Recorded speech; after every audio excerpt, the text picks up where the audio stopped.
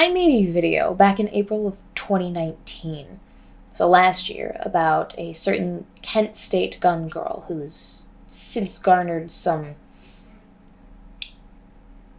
infamy. Kaitlin Bennett. In that video, I discussed the brief timeline of Kaitlin Bennett's existence online since she started out in political activism in 2017, roughly, and discussed my viewpoints and thoughts on the cringiness and unhelpfulness of her brand of activism. Some of you were not impressed. Hi again, everybody. Some alluded to me perhaps being jealous of Kaitlin because of her infamy on the internet.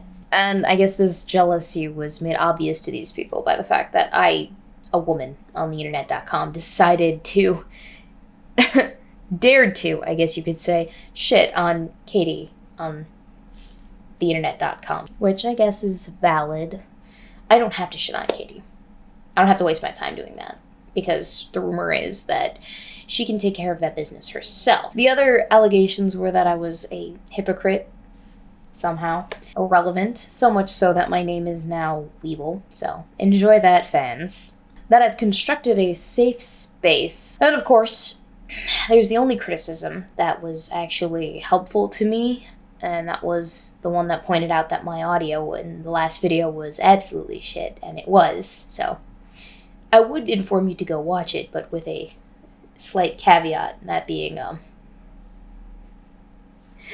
mind your ears. It's a little quiet at places, like I'm speaking to you from underwater. Sorry. But let us not meander in the past. We have a video to produce, and only so little time to do it, unfortunately. Life is short, and I got shit to do, so let's crank this out. Roll intro.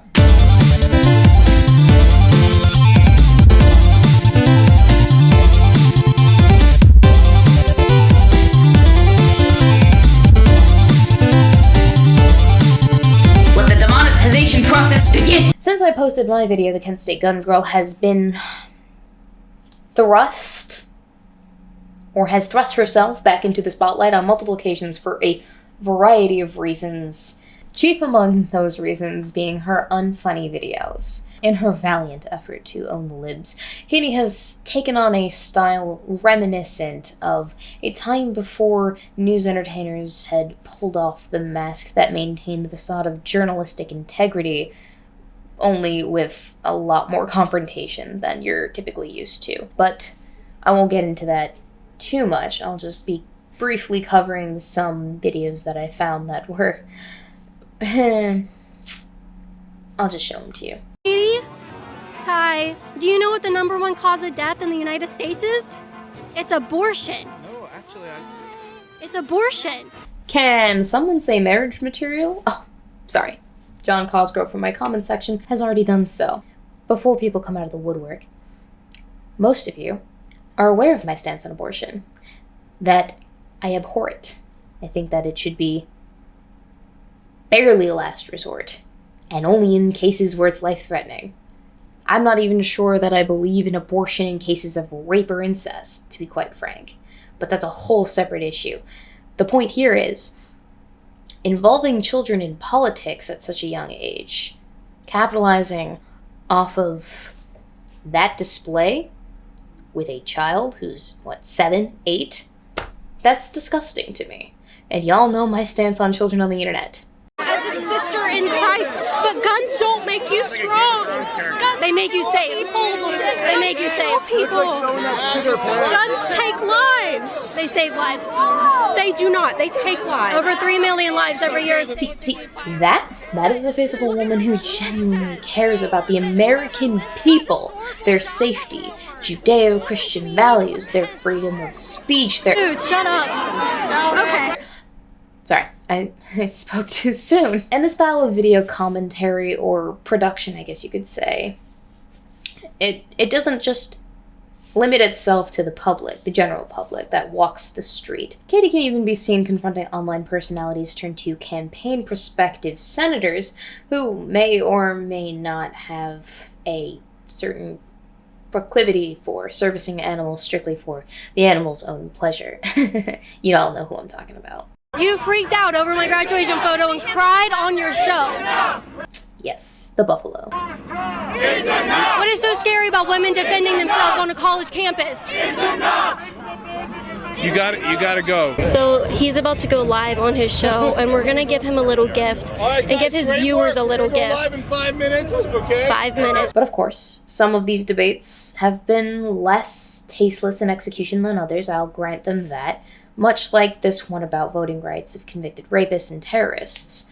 Do you guys think that convicted rapists and terrorists should be able to vote from prison?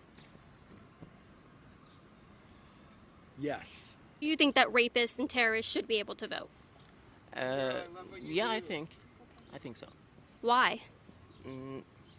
Because what he has committed, I guess, is not relevant to voting, I guess. Everyone should be able to vote. Rapists and I've terrorists. said this a million times. I really hardcore. Convince me why I should support that. Why shouldn't they be able to vote? Why should? Because they rape someone, they probably aren't making good choices to Right. run this country. And so, because they made bad choices, they should have like their rights as citizens. They instead raped of them. someone. Right, and I'm not defending that at all. But at the same time, if they're a United States citizen, they should probably be allowed to vote. Reminiscent of a Stephen Crowder Change My Mind, except a tad more confrontational than I am comfortable with. And then some of the making of this content that Katie has been putting out online on her channel, Liberty Hangout, has resulted in instances of violence on the part of people protesting her beliefs, her image, her activism, all those things.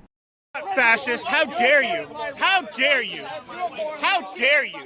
You need to stop. You need to leave. You're a moron, just like Don't you dare! Don't you dare! Don't you dare pick up that rock! Don't you dare!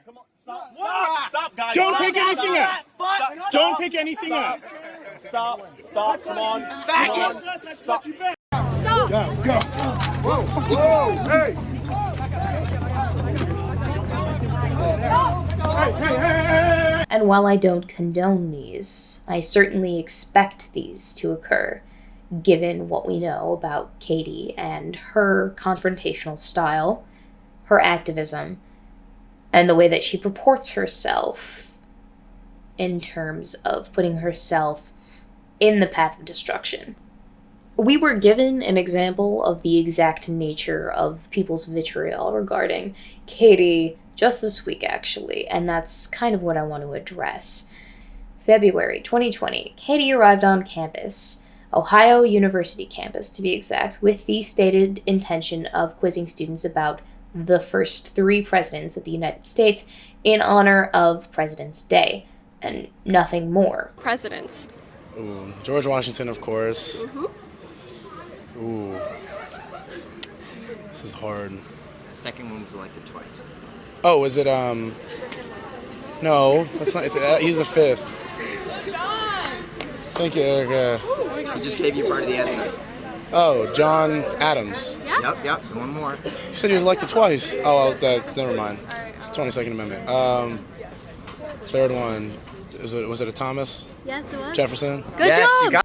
Except, because it's Katie, of course, things escalated on Ohio University's campus. Wait, get a picture of me. Get a picture of me. We need to get out of here.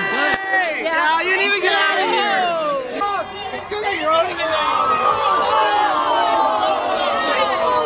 that's not hateful, is it?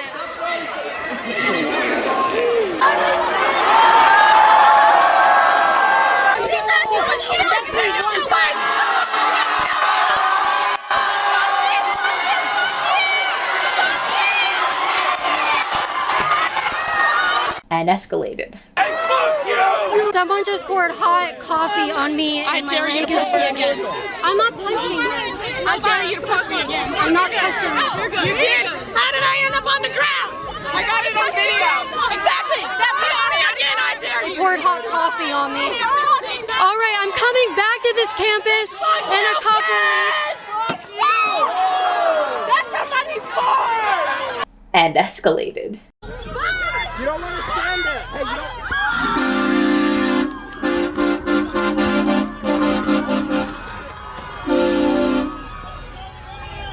To such a degree that, honestly, I shouldn't be shocked given Evergreen State University and what happened on that campus, but still managed to shock me somehow.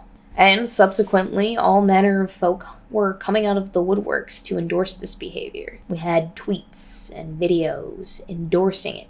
So I just saw a video of like a whole crowd of people at some college like harassing and shouting at Kaitlin Bennett, and honestly, this whole bullying Kaitlin Bennett thing has gone so far at this point, but not far enough. We can do more, all right? I want crowds, I want mobs bullying, harassing Kaitlin Bennett. We can do it. And all of that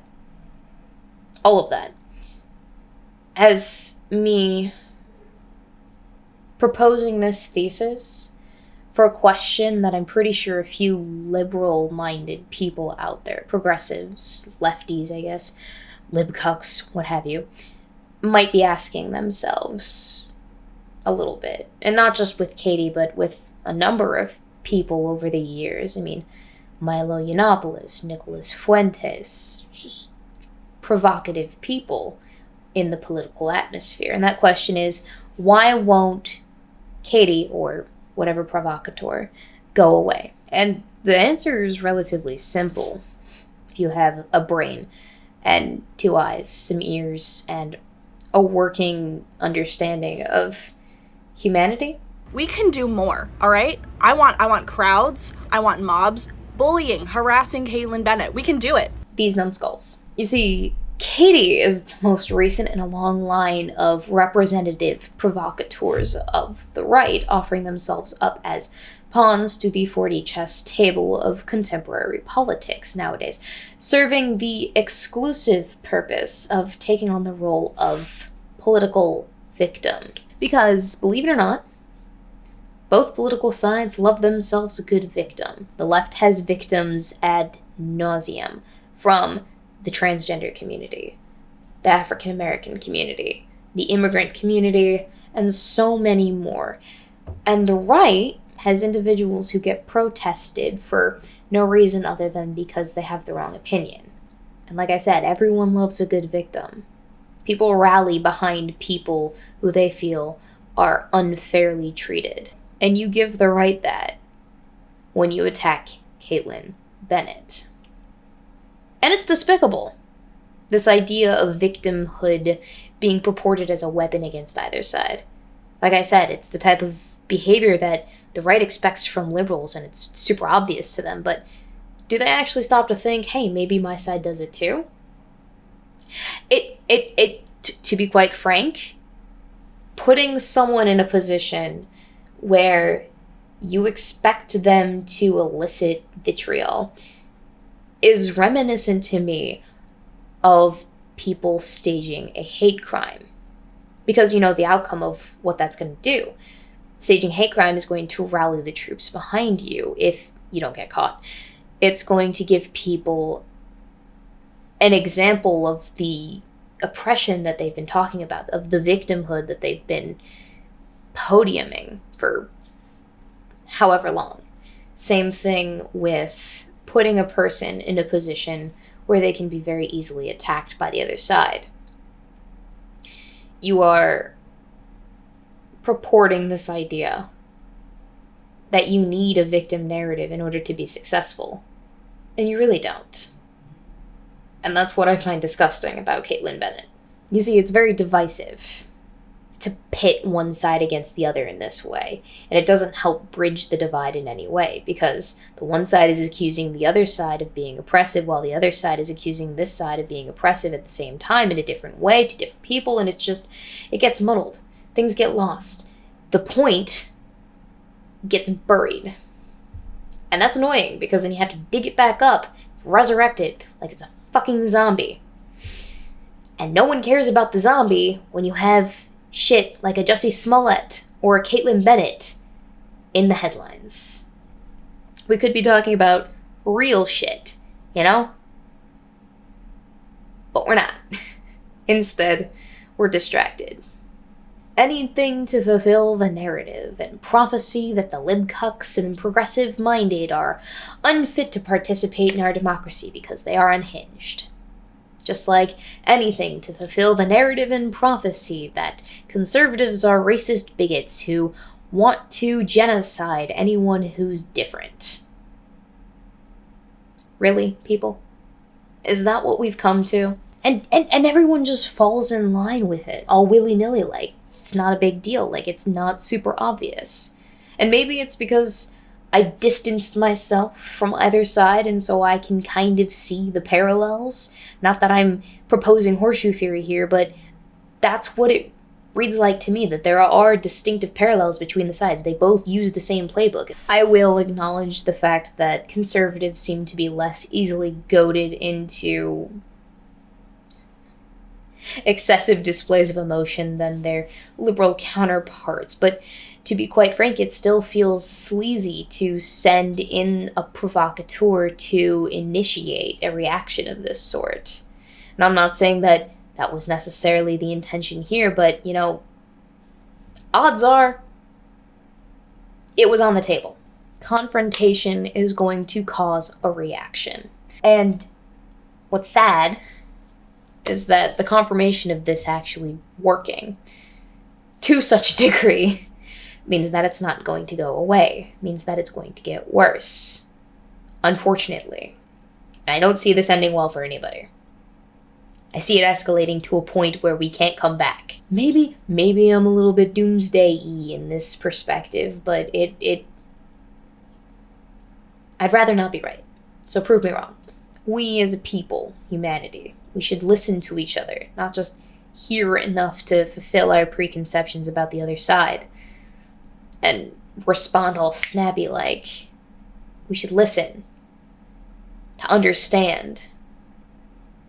And then, hopefully, someone else is going to let us tell our part and listen to us. Because that's half the battle. Honestly. That's all you need to do to fix shit. To bridge the divide, people just need to listen to each other.